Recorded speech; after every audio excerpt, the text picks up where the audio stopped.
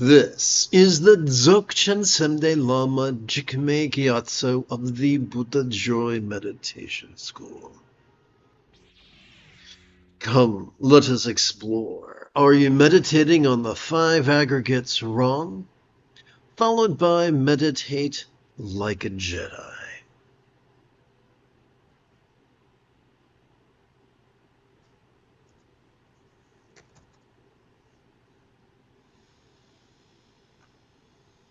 All right, so this morning's lesson is based upon a passage from the Heart of Wisdom Sutra.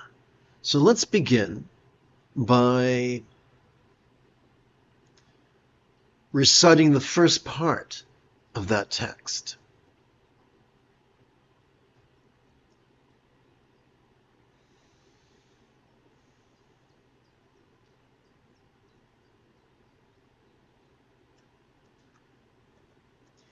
The noble Avalokiteshvara Bodhisattva, while practicing the deep practice of Prajnaparamita, the perfection of wisdom, looked upon the 5 skandhas and seeing they were empty of self-existence, said, "Here, Shariputra, form is emptiness, emptiness is form.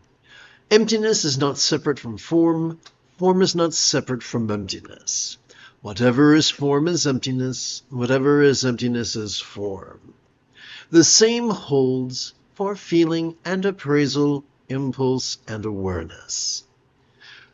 Here, Shariputra, all dharmas or phenomena are defined by emptiness, not by birth or destruction, purity or defilement, completeness or deficiency.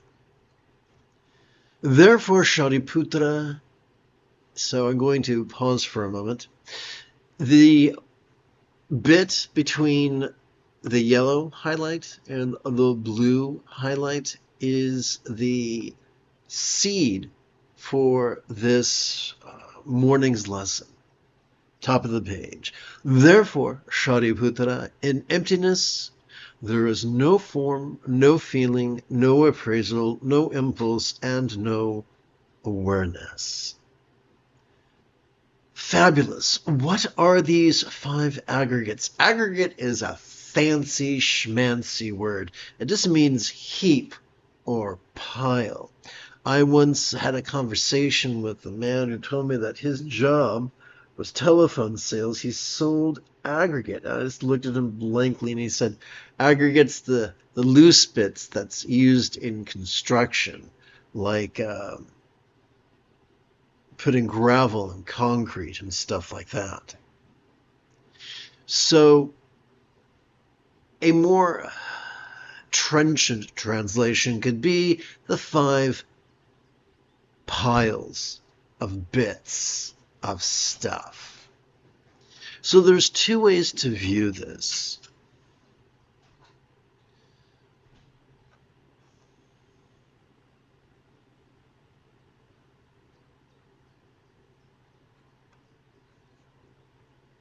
We could view this through the lens of patriarchy. We could view this rigidly, fearfully, superstitiously, controllingly, elitistly, cryptically, competitively, and cruelly. I know I used to, but it's not productive. I had to learn the hard way that it's much more efficient to view the teachings through a lens that is flexible, loving, rational, laid-back, egalitarian, lucid, cooperative, and kind. Let's go back now. Let's see. Here we go.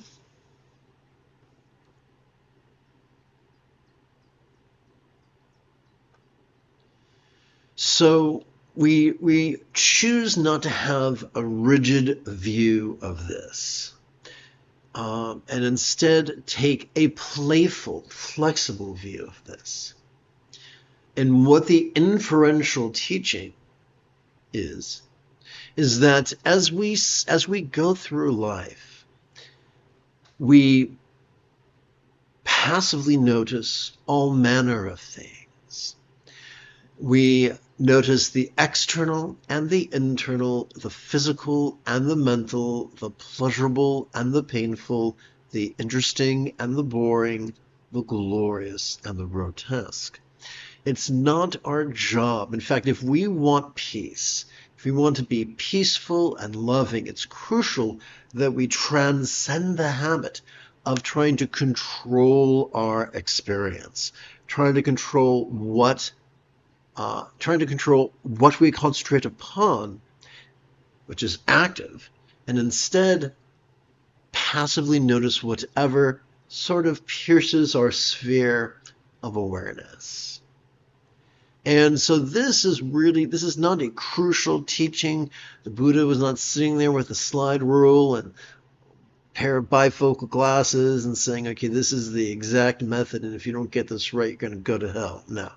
This is just out of pocket. Whatever you notice, be it form, which is your body, or feeling, which is what your body senses. Whether what it senses is pleasurable or painful or interesting or boring. Or appraisal, that's like the volume. So if feeling is like the channel selector on your television set, then appraisal is the volume control. And we're not trying to control it, we're just noticing it. Is it a little bit pleasurable or a lot pleasurable? Is it a little bit painful or a lot painful? Is it a little bit annoying or a lot annoying?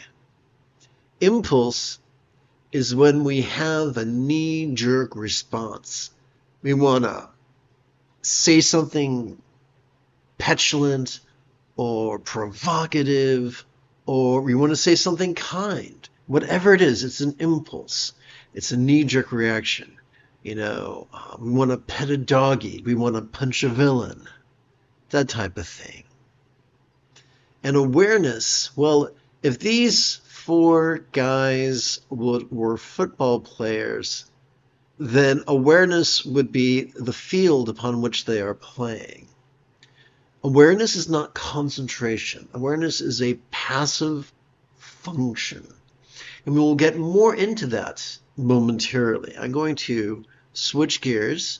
Got to tap button 9.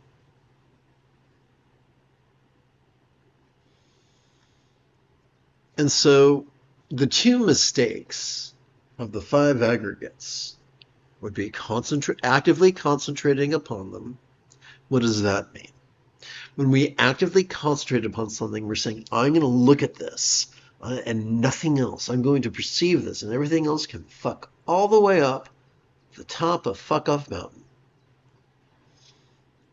Contemplation, active analysis is sort of a mechanical, uninspired, and uncreative way of processing information. I love the example of the Nobel laureates. As children, they begin, 9 times out of 10, as children, they begin with a natural enthusiasm for science, a natural enthusiasm for the STEM topics, science, technology, engineering, math, and they devoted themselves to them, not just to passing tests, but to mastering them, to learning the language of STEM, to mastering the language of STEM, which is laudable and necessary. And then they get their degree or their advanced degree or their very advanced degree. They get a master's or a PhD, and then they enter the workplace. And what separates a competent laboratory technician from a great scientific genius is the ability to blend the intellectual with the creative, to blend the rigid with the flexible. Perhaps that is why Einstein explained that creativity was intelligence at play. In the fun movie 15 Minutes, the character portrayed by Robert De Niro explained to his underling that we cannot come back to a problem unless we first step away from it. When we look at the biographies of Nobel laureates, each of these men and women of science explain the same thing. where their rigid practice of STEM could only take them so far. Their analysis of the experimental data could only take them so far, and that it was as if they hit a brick wall, and they had to walk away from it, perhaps eat or sleep or recreate or make love or do something. And then when they were in a resting, passive state, an insight came to them. Now, does that mean STEM's not necessary? No, it is necessary. STEM is the alphabet with which the men and women of science write their discoveries. But it's not enough. And so the question is not should we use the organelles of our prefrontal cortex, not should we use our medial or dorsolateral prefrontal cortex. The question is, how do we use them in the most sustainable way? Why? Why does it have to be sustainable? Because if we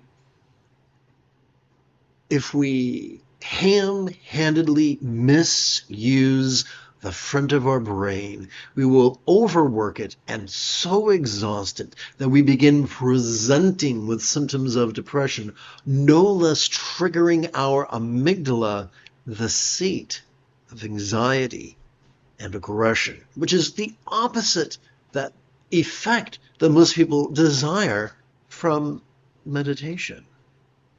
So if active focus and active analysis, I should say over-active focus and over-active analysis, is not the key to benefiting from the 5 aggregates, then what is? Good news, my friends. Neither the amygdala nor the prefrontal cortex constitute the entirety of our central nervous system. Consider, if you will, the 2 aspects of our autonomic nervous system. I should say the hub of our autonomic nervous system, or spinal cord. When we cooperate with them, vulnerably, passively, viscerally, randomly, and fleetingly, we notice that the anxiety and aggression of our amygdala is calmed. We also notice that the empathy of our anterior cingulate gyrus is gently stimulated. We notice that by vulnerably, passively, viscerally, randomly, and fleetingly cooperating with the hub of our autonomic nervous system, our awareness and our release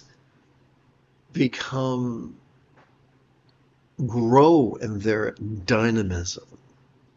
Let's take a deeper look at that. We'll begin with Where's the mid-Krishna? We'll begin with mindfulness. Every time we inhale, whether we know it or not, we have evolved to automatically access the middle bit of our spinal cord, which could be described as the hub of our sympathetic nervous system. It has evolved to help us to notice in a very special way. It has evolved to help us to vulnerably, passively, viscerally, randomly, and fleetingly notice all mind's antics of perception. Sights, sounds, sensations, flavors, scents, and the like. Including the entirety, the full spectrum of human emotion, intention, cognition, recollection, and imagination. All of them, from the external to the internal, from the physical to the mental, from the pleasurable to the painful, from the interesting to the boring, from the glorious to the grotesque. But what are we to do with that which we have noticed? The one-word answer is meditation. For every time we exhale, whether we know it or not, we have evolved to automatically access the tippy top as well as the very bottom of that same spinal cord. Together, these 2 regions working as a team are known as the hub of our parasympathetic nervous system. They have evolved to help us to physically relax and mentally release during our exhalation to such a degree that which we noticed during our previous inhalation could fleetingly feel less stressful, less permanent, less defining, and even less graspable. At least for a moment, at least to a certain degree, until our next inhalation occurs and the cycle begins afresh. Because the purpose of our autonomic nervous system is not to make yucky stuff go away and anesthetize us in a vague cloud of bliss, but is to help us to cope with the slings and arrows of outrageous fortune, and to consequently use all the organelles of our central nervous system in the most sustainable way. How does that work? Simple. Consider, if you will, the Buddha's Eightfold Path. Simply by regularly and authentically playing with mindfulness and meditation, we cannot help but automatically practice the remaining 6 folds of the path, including the effortless effort, wherein our choices and utterances and deeds flow, not from contrived calculation, not from wild scatterness, but from love's deeply centered spontaneity. It is love's deeply centered spontaneity that helps us to use all the organelles of our central nervous system in the most sustainable way. Now, having covered that, having covered these generalities, let's return to the specifics of the 5 aggregates. Well, I can do this right now. How's this sound? Here we go. As we relax into our exhalation, whatever form, whatever body we might have noticed during our previous inhalation could fleetingly feel less stressful, less permanent, less defining, and even less graspable. As we relax into our exhalation, whatever feelings, physical feelings or emotional feelings we might have noticed during our previous inhalation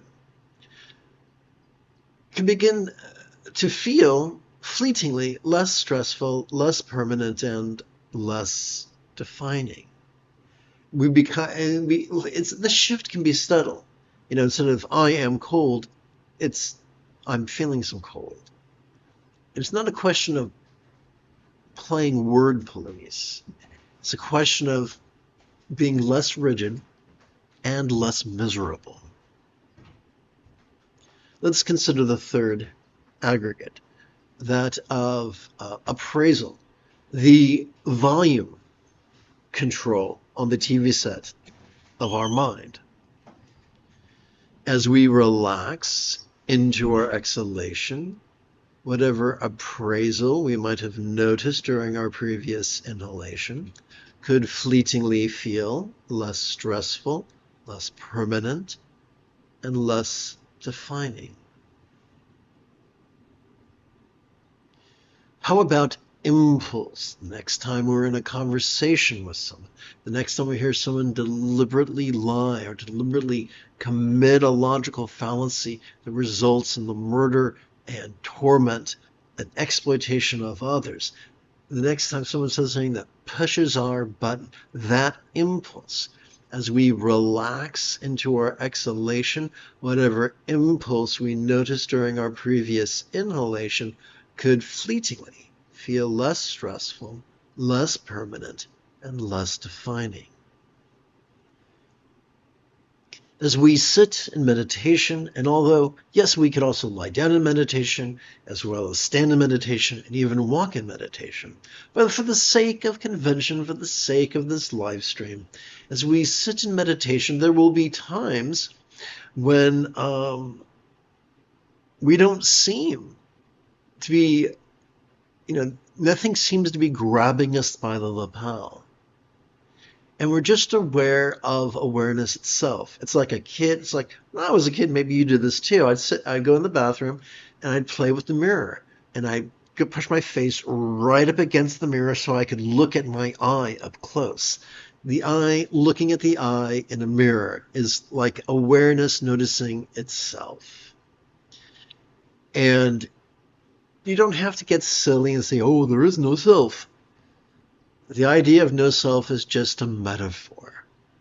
So, for instance, the self, so as we relax into our exhalation, whatever self playing with the mirror we might have noticed during our previous inhalation not only feels less stressful and less permanent, feels less defining. That's all that no self means, so let's not get superstitious. So now we know that how to take a passive approach with the 5 aggregates. That is, as we sit in meditation, it's not our job to actively label something. Oh, this is a form. That must be a feeling. That must be an appraisal. This must be an impulse. That must be awareness. No, that's a colossal way of exciting our controlling tendencies, our perfectionistic tendencies, and our rigid tendencies. No, no, no. Instead, we just notice whatever comes up. The 7th enlightenment factor is equanimity.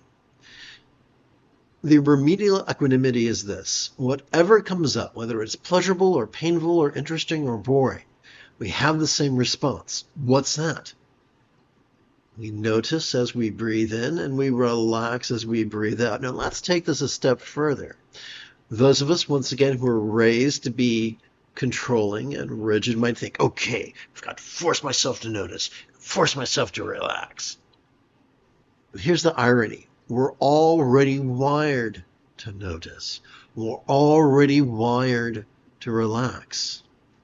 Our job is simple: to stop cock-blocking our own autonomic nervous system, to stop actively fighting it and just passively cooperating with it. Consider the kitty cat. When a kitty cat's not napping or noshing or having zoomies or picking a fight, it can sometimes be seen sitting upright, staring at a wall.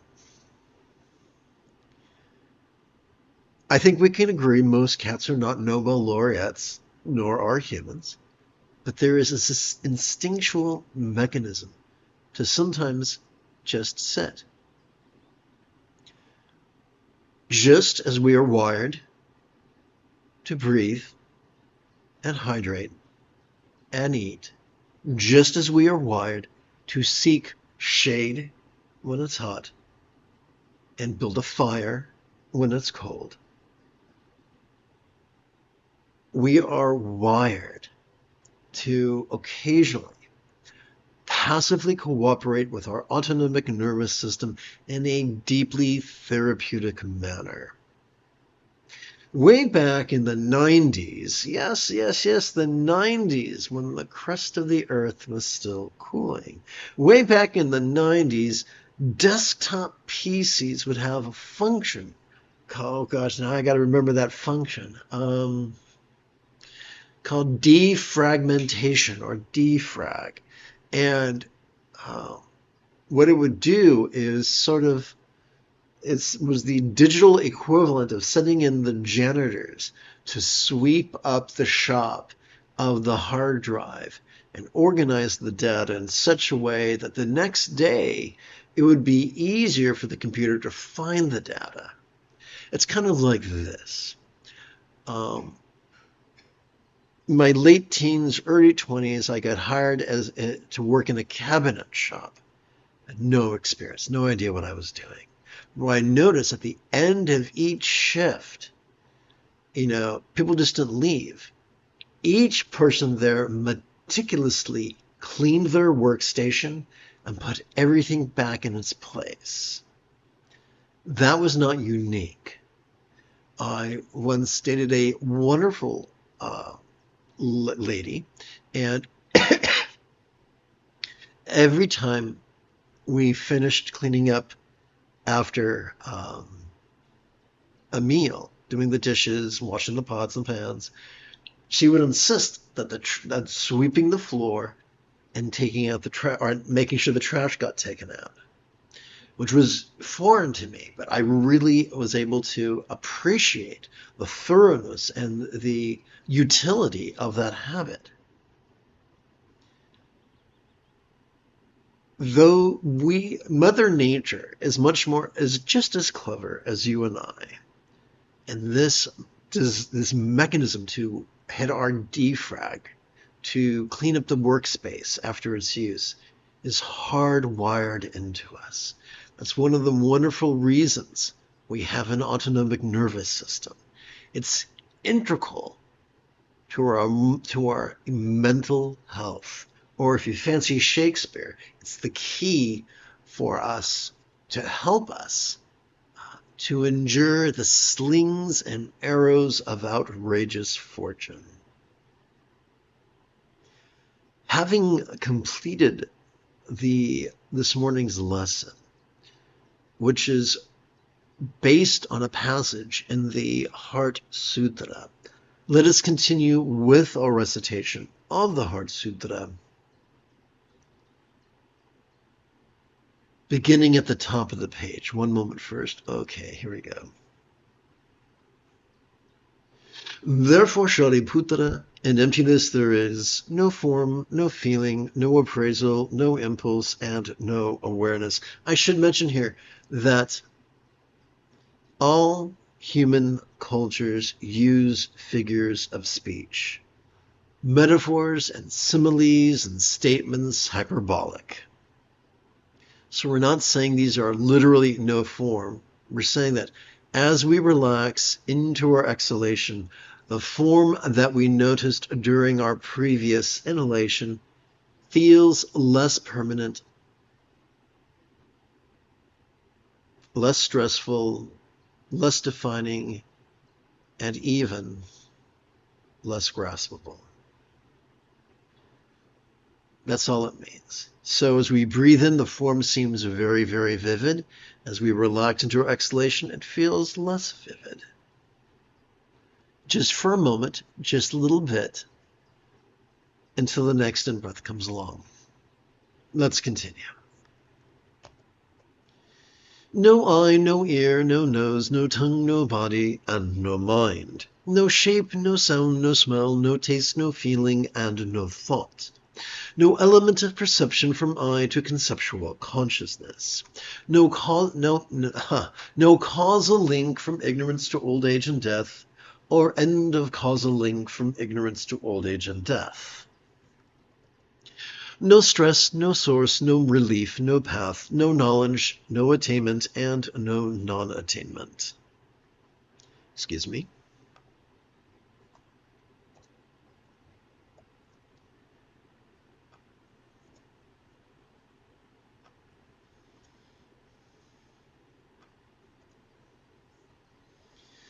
Therefore, Shariputra, without attainment, bodhisattvas take refuge in Prajnaparamita, the perfection of wisdom, and live without walls of the mind. Without walls of the mind, and thus without fears, we see through delusion and attain the awareness and release that is nirvana. All Buddhas, past, present, and future, also take refuge in Prajnaparamita, the perfection of wisdom, and realize the unexcelled, perfect love letting go that is enlightenment. We should therefore know the great mantra of Prajnaparamita, the perfection of wisdom, the great knowledge mantra, the unexcelled mantra, the mantra equal to the unequaled, which heals all suffering and is true, not false.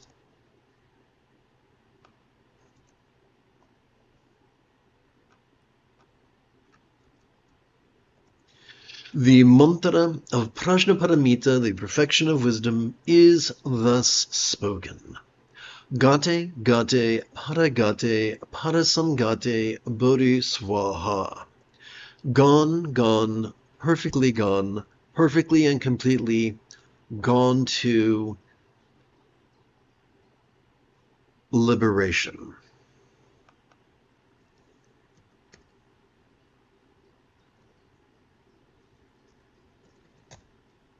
may it be so. Or in other words, may all beings, master,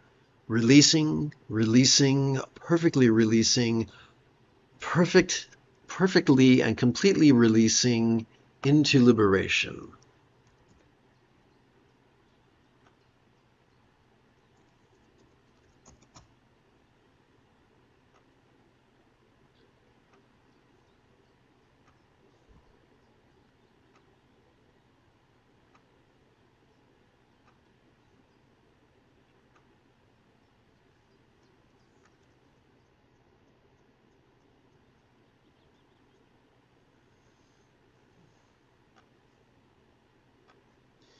Whoops, that was exciting. Okay. You have taken your first step into a much larger world. If you feel that I have earned it, you could give this live stream a thumbs up. You could even help support this channel. For Meditate Like a Jedi is made possible thanks to the generosity of viewers just like you.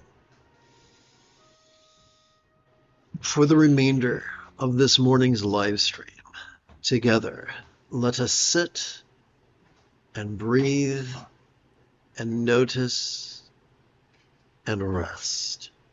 The moment you have a specific question about Buddhist philosophy or meditation, do not hesitate to type your question in great detail in the chat window, for I tend to check for questions about once every 10 minutes or so.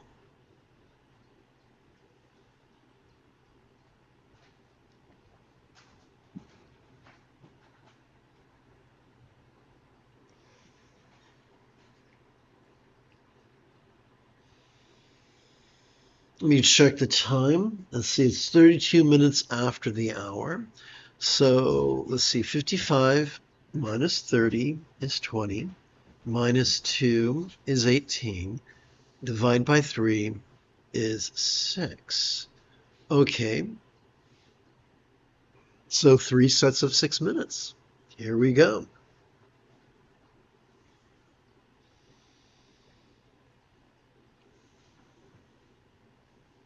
I think my math was wrong. Let's try that again. That's 22, so it's going to be 3 sets of 7. The most efficient way for us to gently invite our subtle energies to coalesce in our lower abdomen is for us to begin with the universal mudra, where our left hand supports our right hand and our thumbs touch. And from this, we touch the tip of our right little finger to its thumb, and then do the same thing with our left little finger, both hands in our lap.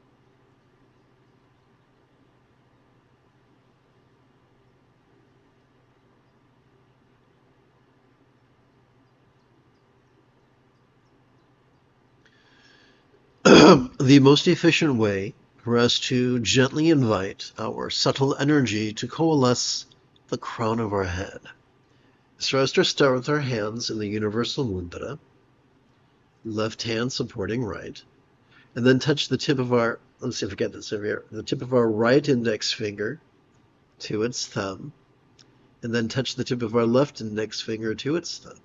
We find this in some Japanese statues.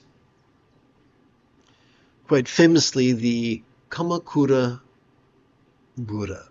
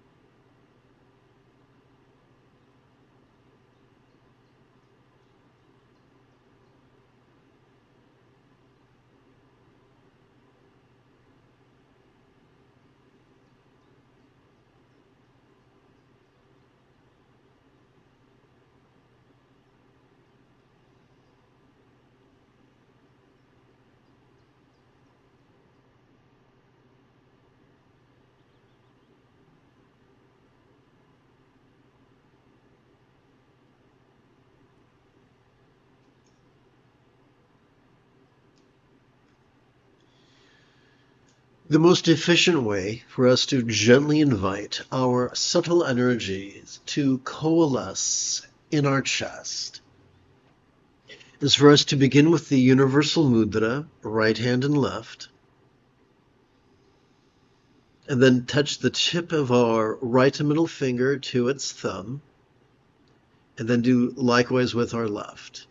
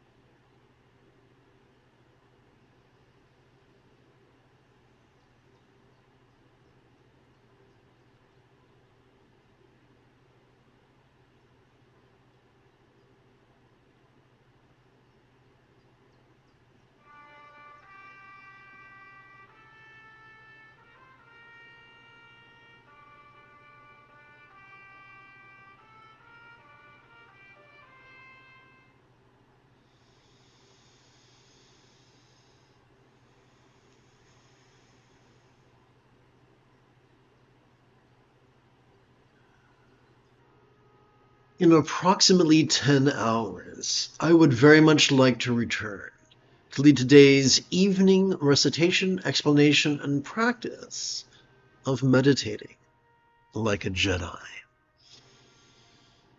And if you are as geeky as me, may the Force be with you always.